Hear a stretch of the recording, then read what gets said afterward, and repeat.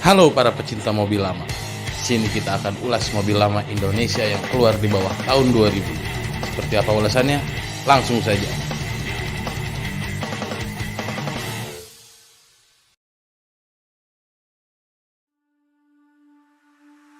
Pada era 70-an, nama Holden begitu besar pada pasar otomotif Indonesia.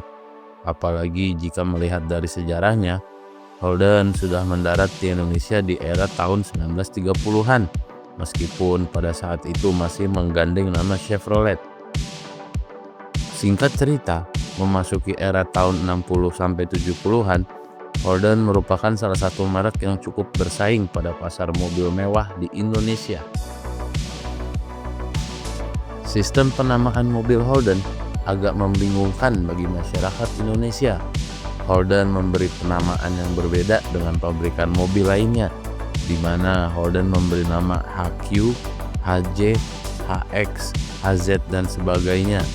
Tentu saja ini tidak umum bagi masyarakat Indonesia, di mana masyarakat Indonesia terbiasa dengan penamaan yang memakai satu suku kata untuk generasi atau trim level sebuah mobil. Pada sistem penamaan mobil Holden, nama HQ, HJ, HX, dan sebagainya merupakan nama generasi. Contohnya seperti Corolla pada Toyota, Civic pada Honda, lalu Galen atau Lancer pada Mitsubishi. Sementara untuk trim levelnya, Holden memberi nama Kingswood, Premier, dan Statesman pada setiap trim level atau variannya. Pada ulasan singkat kali ini, kita akan membahas Holden generasi HQ, yang mana generasi ini adalah salah satu dari sekian banyak produk andalan Holden di pasar mobil mewah Indonesia pada masanya.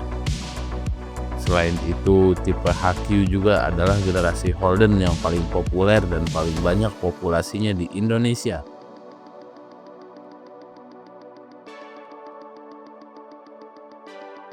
Untuk masa edarnya sendiri, Holden generasi HQ ini dimulai dari tahun 1971 sampai akhirnya digantikan oleh Holden seri HJ di tahun 1974. Seperti yang sudah disebutkan sebelumnya, generasi Holden HQ ini dibagi menjadi 3 trim level, yaitu Holden Kingswood untuk tipe terendahnya, Holden Premier sebagai tipe menengah, dan Holden Statesman sebagai tipe tertingginya. Selain 3 tipe tadi, pada seri HQ ini ada versi pick-up-nya yang diberi nama Holden Belmont. Dan pada tipe Kingswood tersedia varian station wagon-nya. Perbedaan pada 3 tipe ini bisa dilihat dari aksesoris dan eksteriornya. Untuk Kingswood, di mana ini adalah tipe terendah, pada bagian eksterior Kingswood hanya diberi sepasang lampu bulat di depan. Lalu ciri khas Kingswood ini ada pada jok bagian penumpang depan menyatu dengan jok supir.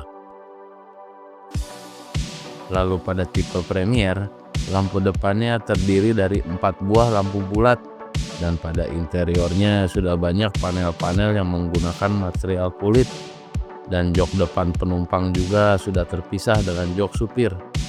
Tipe Premier ini memiliki ciri khas, yaitu terdapat list pada bagian tengah kap mesinnya.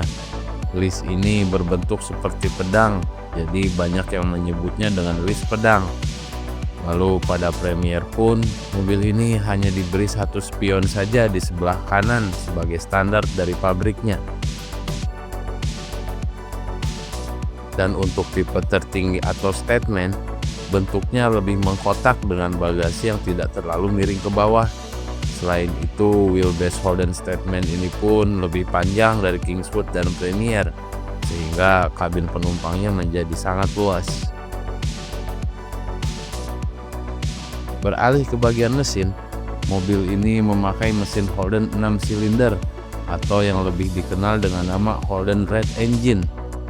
Lalu ada 2 mesin yang dipakai pada seri HQ ini, mesin 3300 cc dan mesin 2850 cc, yang mana kedua mesin ini menggunakan karburator untuk suplai bahan bakarnya. Untuk tipe Kingswood, Tipe ini memakai mesin OHV 2850 cc 6 silinder.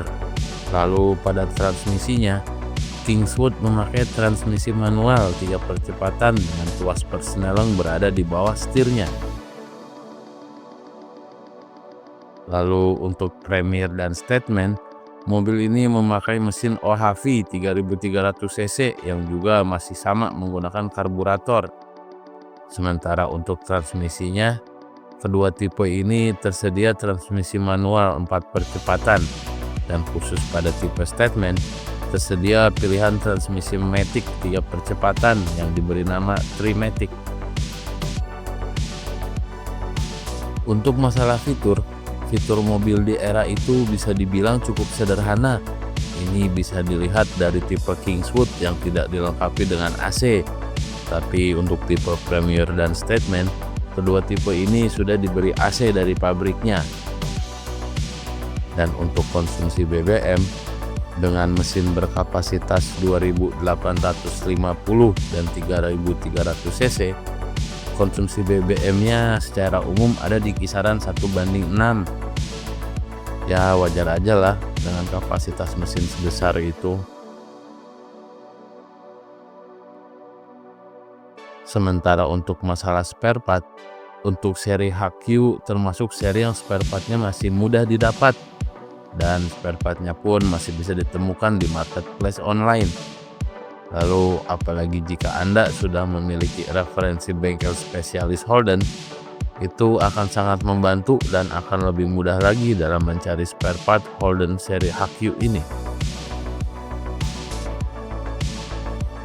Untuk masalah harga mobil ini sudah tidak memiliki harga pasaran, dikarenakan mobil ini termasuk dalam kategori mobil antik dan collectible.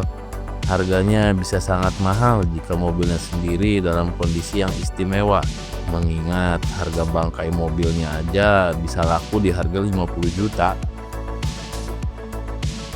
Demikian ulasan singkat kita tentang Holden HQ, sebuah mobil yang punya sejarah panjang di Indonesia, dan pada masanya mobil ini pun sempat sangat populer baik di kalangan masyarakat umum, bahkan sampai instansi negara pun sempat memakai mobil ini untuk mobil dinasnya. Terima kasih telah menonton ulasan singkat ini, dan saya pun sadar bahwa ulasan singkat ini masih banyak sekali kekurangannya. Maka dari itu, apabila ada yang ingin menambahkan, bisa ditulis dalam kolom komentar ya. Sampai jumpa lagi di ulasan selanjutnya.